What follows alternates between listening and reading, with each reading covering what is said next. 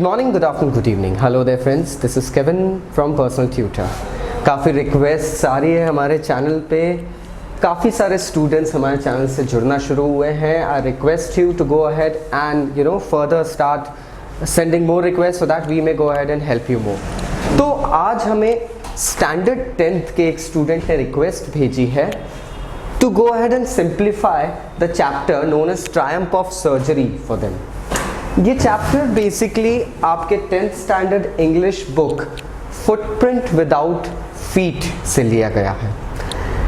इसमें we come to know about a story written by a surgeon about a dog. एक surgeon है, veterinary surgeon जो है, उन्होंने एक डॉग की हालात के बारे में टिप्पणी करी है. एक तरीके से व्यंग ही समझ लीजिए. It is basically a satire comedy. So the author is James Herriot. James Herriot basically एक इंग्लिश वेटरनरी सर्जन है. एक इंग्लिश वेटरनरी सर्जन मतलब he was from England and he was basically a veterinary surgeon. Veterinary surgeon मतलब जानवरों के surgeon होते हैं जो वो थे. ये अपना पेन नेम यूज़ करते थे. जेम्स हेरियट इनका रियल नेम था जेम्स एल्फ्रेड राइट. सो इन्होंने काफ़ी सारी स्टोरीज लिखी है अपने एक्सपीरियंस से related and this is one of it. This is about a dog, a small dog named tricky. एक छोटे से डॉग की स्टोरी है ट्रिकी, जो कि एक विक्टोरियन हाउस में रहता है. विक्टोरियन हाउस उस टाइप के घरों को कहे जाते हैं जो कि हमें पुराने इंग्लैंड में rich mansions, palatial houses, palaces के समान जो हाउसेस रहते हैं उन लोगों के जो निवास होते थे उनको विक्टोरियन हाउस कहते हैं. So Pumphrey, this is about Mrs Pumphrey. Mrs Pumphrey का डॉग होता है ट्रिकी. मिसेस पम्फ्री ऐसे ही एक विक्टोरियन हाउस में रहती है. एक दिन हमारे ऑथर कहते हैं कि वो वॉक करने हुए कहीं जा रहे थे, वॉक करते हुए, एंड सडनली वो अपनी पहचान की एक लेडी जो कि मिसेस पम्फ्री है, जो एक काफ़ी रिच लैंड लेडी है, से मिलते हैं. बात करते करते उनकी नज़र उनके डॉग ट्रिकी पे जाती है और ये वाकया ऐसा बताया गया है as if the doctor knows the dog and the lady since so long. वो काफ़ी टाइम से इनको जानते हैं. लेकिन आज वो ट्रिकी जो डॉग था उसकी हालत कुछ अलग सी लग रही थी. Tricky was looking a bloated sausage. एक सॉसेज जो कि होता है एक डिश होती है उसके समान दिख रहा था और उसके चार पैर मानो चार स्टिक्स वहाँ पे गड़ी हुई एक सॉसेज में. तो वो इतना ब्लोटेड, इतना मोटा दिख रहा था, उसे चलने में तकलीफ हो रही थी. मिसेस पम्फ्री को जो डॉक्टर कहते हैं कि ये इसकी क्या हालत हो गई, ये कैसे हो गई, मिसेस पम्फ्री उसे बताती है कि मैं क्या करूँ, आजकल तो ये कुछ खा भी नहीं रहा है, मैं इसे हर चीज़ खिलाती हूँ. गौरतलब है यहाँ पे to keep in mind one important thing is Mrs Pumphrey always went ahead and overfed Tricky. वो ट्रिकी को बहुत ज़्यादा ओवरफेड, पैम्पर करके रखती थी. उसे हर 2 घंटे में कुछ खिलाना, हर 2 घंटे में कुछ देना, पीने के लिए ड्रिंक देना, वो सब चीज़ें ये ट्रिकी के साथ हो रही थी. So what happened was Tricki started to bloat out. उसकी बॉडी सडनली फैट से भर गई, उसका एक्टिवनेस ख़त्म हो गया. उसे हर घंटे में क्रीम, मलाई दी जाती थी. उसके फेवरेट होते थे केक्स, उसे केक्स दिए जाते थे. उस डॉग को चॉकलेट्स बहुत अच्छी लगती थी तो उसे चॉकलेट्स दी जाती थी. अब ज़रा सोचिए, ये सब चीज़ें लगातार खाने से ह्यूमन बींग्स तक बीमार पड़ जाते. तो यहाँ तो we are talking about a small little dog. So one fine day veterinary doctor का डर सच में बदलता है और उनको फ़ोन आता है. मिसेस पम्फ्री बड़ी परेशान लगती है कि ट्रिकी ने तो अब हिलना जुलना बंद कर दिया है, वो लगातार वॉमिट करे जा रहा है. अब जो डॉक्टर थे इंस्टिंक्टिवली वो जाते हैं, ट्रिकी को देखते हैं and he was really looking pathetic. Tricky को वो बोलते हैं मिसेस पम्फ्री को, इसको अब सर्जरी ले जाना. सर्जरी मतलब एक सिनोनिम होता है हॉस्पिटल का. तो इसे अब सर्जरी ले जाना होगा and we will have to do some surgery और treatment on him. Mrs Pumphrey इस बात से काफ़ी हो हल्ला मचाती है. शी वॉज वेरी सैड कि अरे मेरे पम्फ्री को क्या हो गया है. बट स्टिल उसकी अच्छाई के लिए वो पम्फ्री को ट्रांसफ़र करने के लिए तैयार होती है टू द डॉक्टर्स प्लेस.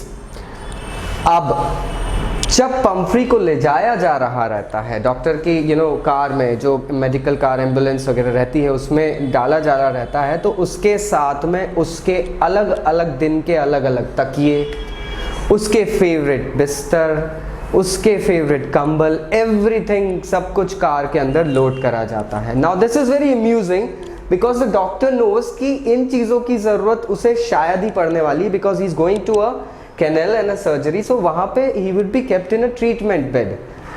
अब जब ये डॉक्टर वहाँ लेके जाते हैं ट्रिकी को, सो इट हैपन्स दैट पहले दिन तो बेचारे डॉग की हालत बहुत ही ज़्यादा ख़राब रहती है। वो एक ही जगह पड़ा रह के he just looks here and there. वहाँ पे और भी बहुत सारे डॉग्स आते हैं ट्रीटमेंट के लिए, but they are very active.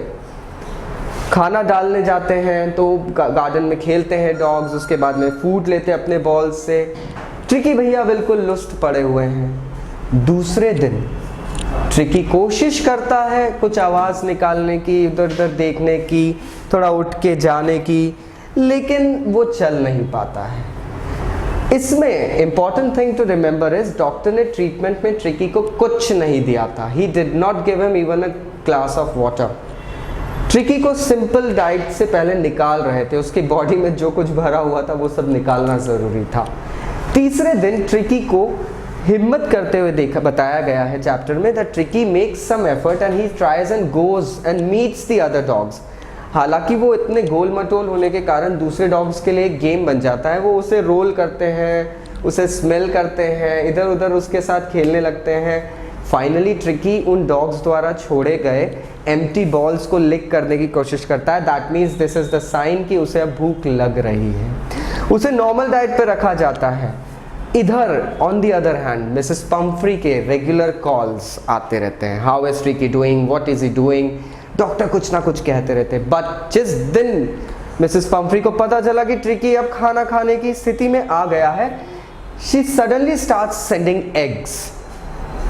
वो 1 से 2 दर्जन एग रोज भेज देती है ट्रिकी के लिए कि ट्रिकी को ये खिलाइए। थोड़ा और उसका ब्लड इंप्रूव करने के लिए उसके लिए वाइन भेजने लगती है। अब ट्रिकी भैया तो ये सब खाते नहीं है, तो ये सारे एग्स और वाइन हमारे जो डॉक्टर, वेटनरी डॉक्टर है, वो और उनके कंपेनियन खूब जम के खाने लगते हैं। In the morning they have fresh eggs, in the afternoon breakfast में उन्हें एग्स मिलते हैं, in the afternoon they have wine, रात को सोने से पहले also they have wine during the lunch and dinner. तो ये एक तरीके से डॉक्टर के लिए बेनिफिशियल होने लग गया। अब ट्रिकी की तबीयत के बारे में तो पता नहीं, लेकिन डॉक्टर एंड उसके कंपेनियन की तबीयत इससे बहुत फ्लरिश होने लगी थी।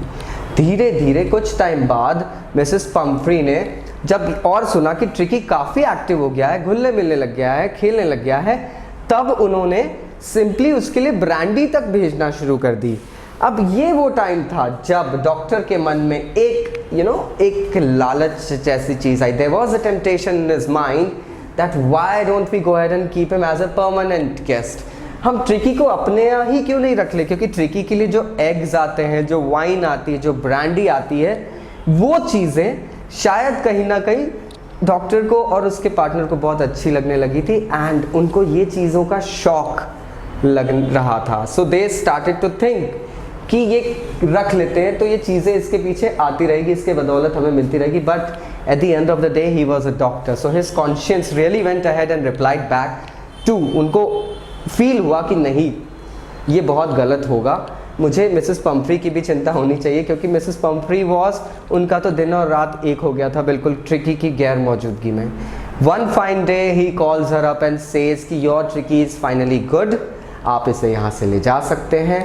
She goes ahead and says to him कि okay fine I am coming. शाम को एक लंबी सी लिमोजीन आके डॉक्टर के क्लिनिक के बाहर, उसकी सर्जरी के बाहर आके रुकती है। उसमें से सो कॉल्ड एक बहुत सी पम्पोस सी लेडी झांकती है वहाँ पे, और ट्रिकी को जैसे उनके पास ले जाया जाता है, ट्रिकी दौड़ते हुए भागता हुआ जाके उनसे लिपट जाता है, उनकी गोद में आ जाता है। Mrs Pomfrey was so happy with this thought कि वो यहाँ पे इस चैप्टर की जो हेडिंग है वो डॉक्टर को कहते हुए एंड करती है, this is your real Triumph of surgery. मतलब ये आपकी एक सर्जरी की असली जीत है।